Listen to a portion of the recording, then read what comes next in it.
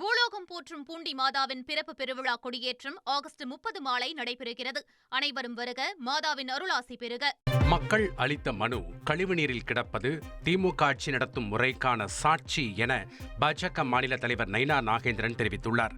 சென்னை மீனம்பாக்கம் விமான நிலையத்தில் பத்திரிகையாளர்களை சந்தித்த அவர், மனு விவகாரத்தில் திமுக எப்படி மோசமாக ஆட்சி நடத்துகிறது என தெரிந்து கொள்ளுங்கள் என வேதனை தெரிவித்தார். முதலமைச்சருடைய மனுக்கள் இருந்ததாக வந்த செய்தி நானும் பத்திரிகையில் பார்த்தேன்.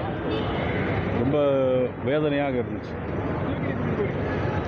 அது உண்மையாக இருக்குமேயானால் அது ஒன்றே சாட்சி இந்த ஆட்சிக்கு எவ்வளோ மோசமான ஒரு ஆட்சி என்பதை நீங்கள் எல்லாம் கண்டிப்பாக புரிஞ்சுக்குங்க, மக்களுக்கும் சொல்லுவீங்கன்னு நினைக்கிறேன்.